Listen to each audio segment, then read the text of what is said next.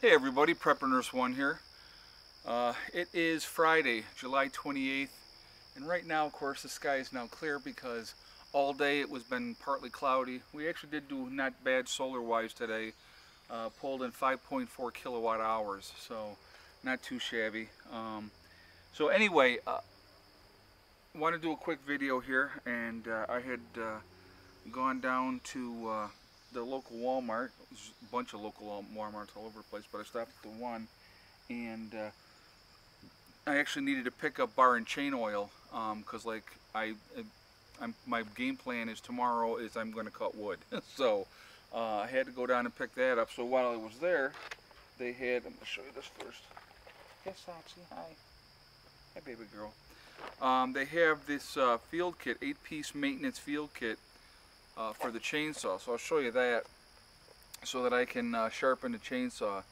And I thought that would be pretty cool to have, so I grabbed that, and you know, it's got the little kit with it and everything that goes right with it, so I guess you guys can see that a little bit better. So I picked that up, and I thought that'll be helpful. And so while I was there also, I picked up a couple of 5-gallon jugs of gas, or gas cans.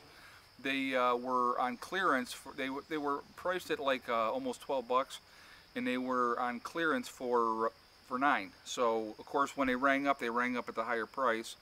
So I told the girl, listen, they were there and they had a clearance sign for $9, and so she got one of her managers. The manager came over and said, yeah, go ahead and give it to them. So you know, I'm a big believer in having gas on hand, and I just was recently thinking about, you know, I wanted to get a few more gas cans so that I can actually even add more than what I already have in storage. I normally keep about 40 gallons of gas on hand at all times, okay? So with these 5-gallon ones, what I normally do is I put about 5.5 gallons in each one. So with 2 more cans, it gives me another 11 gallons. So I'll be up to the 50-gallon range or a little bit over that as far as gas on hand. And that makes me feel better. I like that. I wanted to have more on hand. I think it's important to have gas on hand, okay? One of the biggest things that I like to try to do is if my gas gauge on the truck gets down below half, I fill it up. So I'm never less than have half a tank of gas at any one time, just in case for whatever emergency, you know, I have that there, okay? So I think that that's really, really, really important. And I wanted to show you this other thing here. And so I actually had one of my subscribers has sent me a whole bunch of topical maps through email, okay?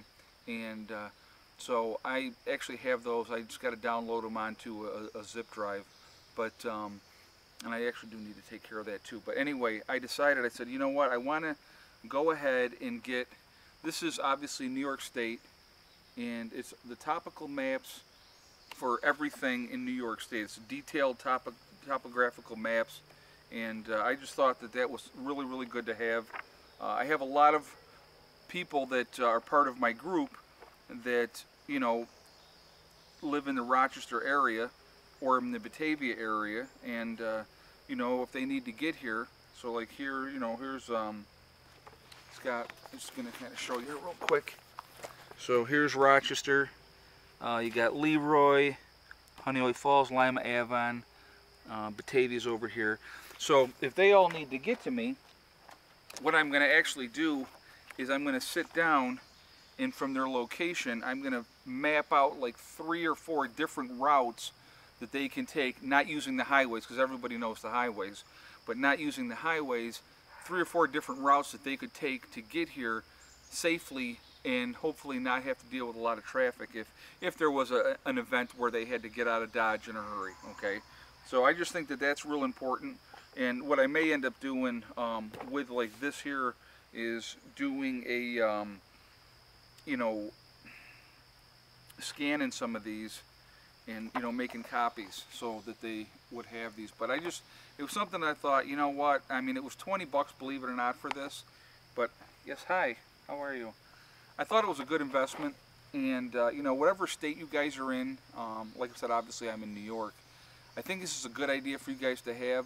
You know, even if, you know, depending on how far you travel for work and stuff like that, knowing and having different routes to get home is very, very important. It could save your life. So, and knowing your area, you know, and then like with this too, you know, I can look in this and let's see, let's go with, you know, it's got every single road and, you know, all the waterways and stuff like that, all the highways and the different ways, and this goes right even into Pennsylvania down here. This is lower New York, and then it goes right into the top part of Pennsylvania. So you actually are going to get some of that too. Not that there's a lot of Pennsylvania, but there's some of it there. But hi, can I help you? Yeah. So anyway, I just, you know, I wanted to do a quick video and talk about some of these things. I think it's real important, guys, to have maps. And not just, you know, online type of maps. I'm talking hard maps that you can look at, that you can see.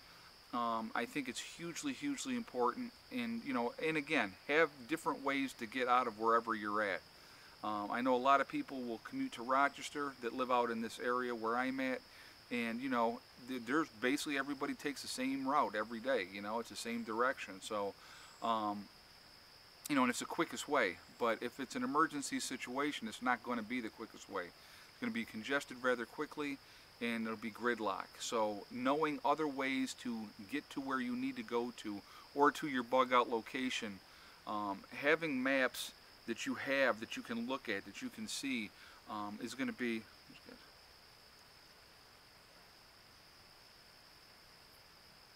seed. Having maps which you can look at and see and know which, you know, which is the best route to take. I'm pulling seeds off her, I'm sorry. Okay. That's the best way to do it, I think, in my opinion. Okay, so wanted to share that. I think it's really important to have as much gas on hand as you possibly can. You know, if you can have an underground tank that you can use to store gas, and you know that if you use a stabilizer, it's going to extend that life of that gas for a long time. I mean, you can get up to a couple of years, I think, on gas. But if you're rotating your gas, you know, that's what I do. I rotate my gas. So every 6 months, I will use up whatever gas I have on hand, and you know, then I go and get more gas, you know, and I'll fill them back up. And then so I do it in the fall and I do it in the spring. So I do it in October and I do it in April. I do it every year, and I just rotate it. But I just, something was, you know, little things nag at me, and something has been telling me I need to add a little bit more gasoline to my stockpile. So, you know, obviously to do that for me, because I don't have a huge gas tank someplace, getting more gas cans. And like I said, normally it's about a $12 can, and I got it for $9, so I picked up 2 of them. So, you know, gives me, like I said, I'll put 5.5 gallons in each one. That'll give me 11 more gallons of gas on hand. And like I said, whatever I'm going to have in the truck at the time something would happen, I'll have that as well. So, thanks, buddy. So anyway, so like I said, I just wanted to really touch base with you guys on that subject. 2 things that I think are really important to have in an emergency, in an S.H.T.F situation. And, you know, it's just being smart, you know what I mean? Just, you need to look at things and, you know, say, okay, what am I going to do to help myself? You know, and that's realistically, guys, prepping, that's what it's all about. It's about helping yourself and just, you know, trying to be as self-reliant as you can. Believe me, there's going to be plenty of people, if a major disaster happens or a major S.H.T.F situation happens, they're going to be standing in line for that freaking handout, you know, and they're going to be waiting a long time. But if you are prepared to any degree, you give yourself an advantage, and that's realistically what it's all about. So if you have, you know, 20, 30, 40, 50, 100 gallons of gas on hand, you know, propane on hand, you know, backup oil for whatever you're using. Like I said, I just picked up some more bar and chain oil because I needed some, and I didn't want to get started tomorrow, and I have some, but I didn't want to get started and be like, oh God, now I got to stop and now I got to go get bar and chain oil. So I wanted to go and make that run today. And of course, I can't just walk into Walmart and get a couple of things. I go nuts. So, but so the kids are off to mom's for the weekend, and so I'm like, you know what? It's going to be a cooler day tomorrow. It wasn't a bad day today. It was cooler, probably about 75 degrees here. Overcast, but we still got some sun. Like I said, we still pulled in 5.4 kilowatt hours. And actually, it was funny. I got to tell you this real quick. It was funny. Was a thing at the store, and it had like 3 off-grid families, and it's like living off-grid. So I'm like, oh, I got to look at this. So it was talking about how the people, you know, have off-grid systems and, you know, farming and the whole 9 yards. And so I'm reading the one solar article, and they were talking about that normally, you know, people use like 30 kilowatt hours. I think they said, was it a day? I think it was like 30 kilowatt hours a day a normal household uses. I think that's what it said. And it said people that live off grid generally can get by on 10 kilowatt hours a day. And I was laughing at that because I was going, I've been getting a lot less than 10 kilowatt hours a day. But the thing is, it's like if I'm over 5 kilowatt hours for the day, we are in really, really good shape. So any day that we're better than 5 kilowatt hours, I'm happy. Cloudy or not cloudy. So again, you know, and I've talked about wanting to build up my system and what our plans are doing. So, but yeah, they were saying that the average off-grid family will use 10 kilowatt hours a day. And I'm going to tell you right now, we don't use no 10 kilowatt hours in a day. I've never brought in 10 kilowatt hours. I think the best day that I've had so far, I think I pulled in 7.9 kilowatt hours since I put in the new panels. And but so yeah, I got a goal to shoot for. Get to 10 kilowatt hours of production a day. So it was pretty cool. I thought that was funny. So anyway, guys, listen, I hope everybody's had a great week. The weekend's here. I hope everybody has a wonderful weekend. And you know, like I said, I wanted to touch base with you and just share some thoughts that, like I get to the store and everything for me is prepping, always is, and I'm like looking and thinking, what can I add or utilize? And of course, then I had to buy other stuff too. Yes, I did. Yeah. This is the queen bee right here, guys, Miss Soxy. She loves her attention. So anyway, remember, guys, hug and kiss the ones you love. Tell them every day, because tomorrow's not guaranteed. We never know what's going to happen. You know, very important to do that. It really, truly is. And remember, STD, really, I mean, one step at a time, one thing at a time, one day at a time. Work at things methodically, you're going to reach your goals. You really will. And, you know, it just takes time. And you'll get there, you know. And I've been kind of procrastinating a bit on wood, and now it's time to not procrastinate. So that's my goal tomorrow, and I will be working on that. So anyway, guys, listen, hope you all do great. Have a wonderful weekend. Spend time with people that you care about. It's so important. Life is so short, okay? And I will talk to you all tomorrow. Okay, sweetie, we got to go here. All right, I'll talk to you later. Prepper Nurse 1 out for now.